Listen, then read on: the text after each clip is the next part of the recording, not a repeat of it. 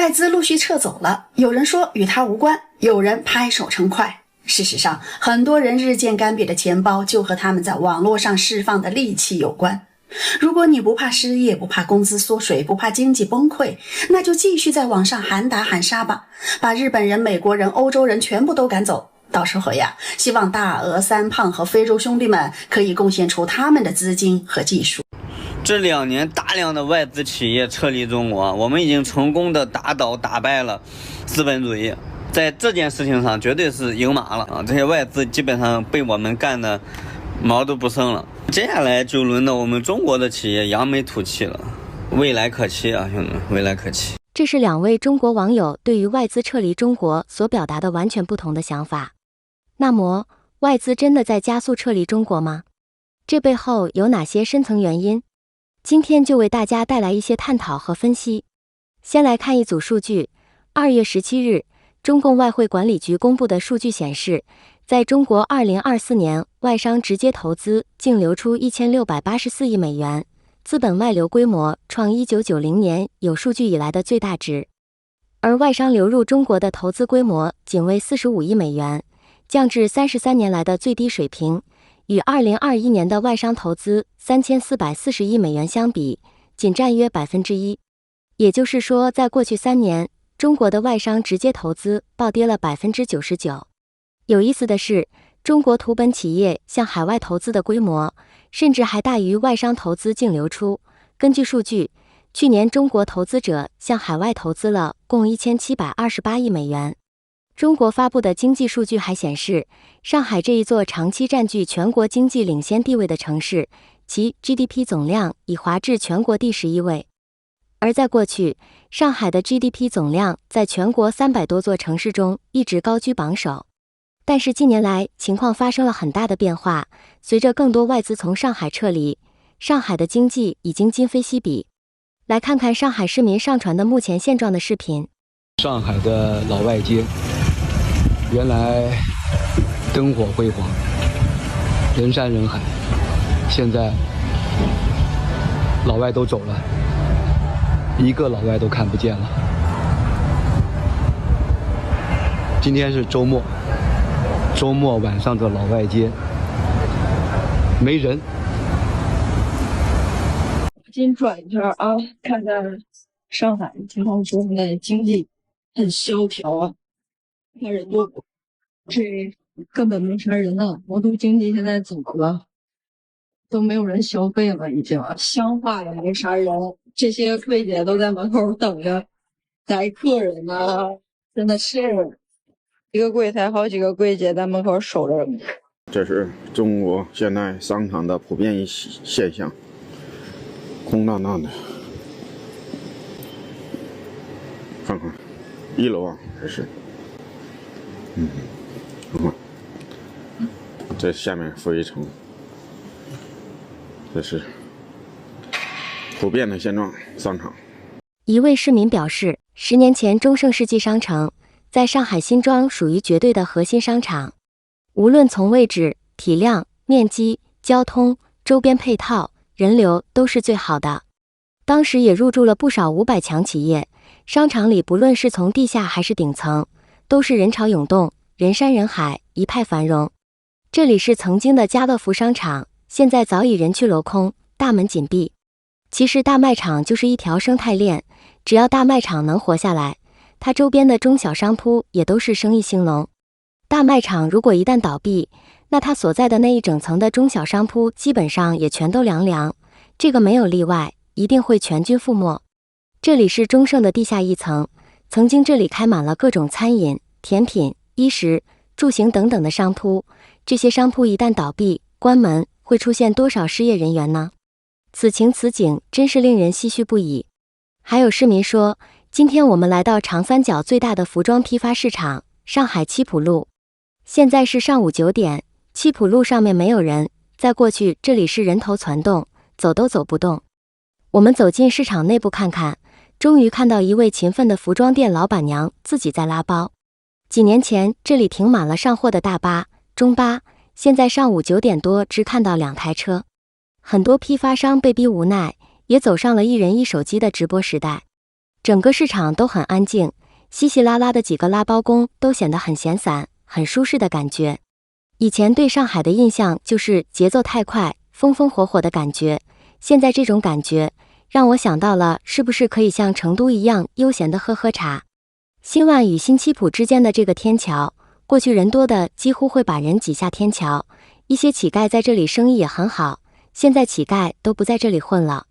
这条小道以前也是停满了大巴车，现在一台车都没有。我给你们看看，这就是上海的徐家汇。今天晚上的9点钟，你们知道以前的徐家汇是什么样子的？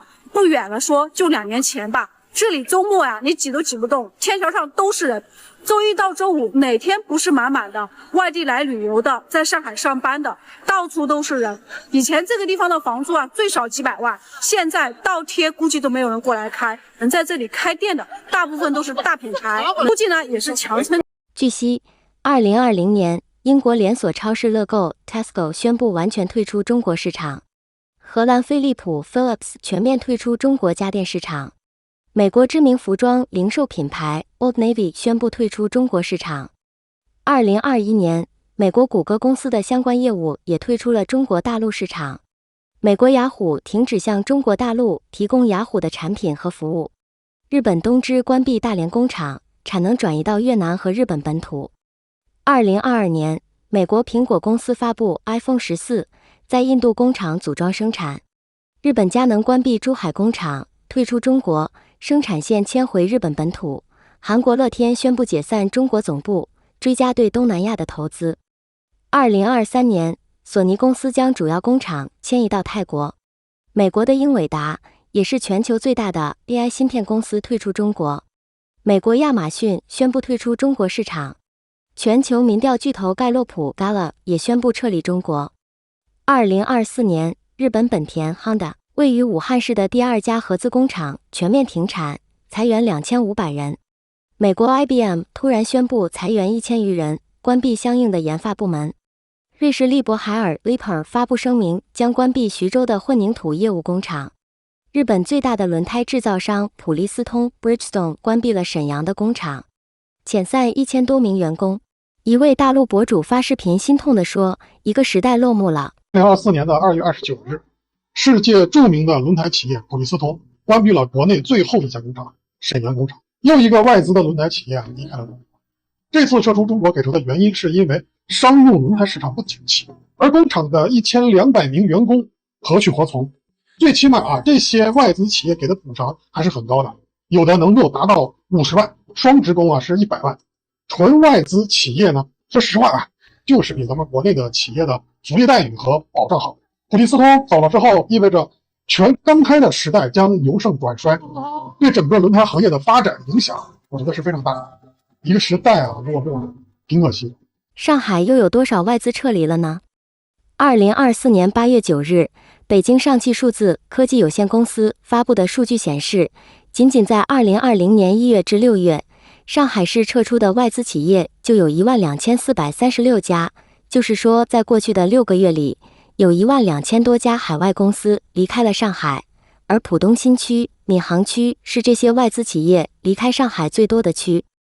2024年12月6日，日本养乐多企业宣布震撼消息，关闭位于上海市生产乳酸菌饮料养乐多的工厂，超过3000名员工面临被原地解散的命运。这家在上海经营了20年的日资大厂即将成为历史。养乐多上海工厂自竣工以来便一直对公众免费开放参观，是很多孩子的童年记忆。那么外资加速撤离中国背后有哪些深层原因？我们来听听专家的分析。美国经济学家黄大卫 David J. Wong 分析主要有3个原因。第一个就是地缘政治的风险上升，美中关系紧张化，欧美企业担心对于在中国投资会受此影响。第二是营商环境极度恶化，政府对私营企业，特别是外资企业的管控越来越多，而且很复杂，特别是2023中共发布的针对外资公司的反间谍法，外资企业面临更多的市场不确定性与政治打压，很多跨公司都受到检查甚至是罚款，还有投资的钱无法从中国大陆转移回国等现象。第3个层面就是利润率的快速下降，商产性的企业，他们生产成本越来越高，对非商业性的行业，例如律师事务所、经济研究务，受到的维稳干涉特别多，导致他们的整体利润率急速下升。最后一个层面就是汇率风险，因为有明显的汇率不稳定因素，外资担心未来不能够把这些投资的钱换成美元和欧元。1月20日，美国总统川普上台后，对中国商品全面加征关税。中共则采取一连串措施反制，重启对 Google 和英伟达等美国企业的反垄断调查，同时对包括美能源产品、机械和车辆加徵10%至15%的关税。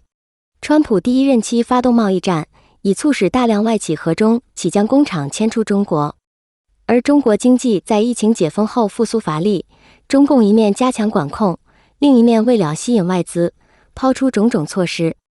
2月10日，中共总理李强又审议通过2025年稳外资行动方案。但是随着川普重返白宫，继续推行关税措施，又加速了在华企业的撤离趋势。好的，今天就跟大家聊到这里，请记得点赞、订阅、留言，并分享给您的朋友，感谢您的支持。我们下期节目再见。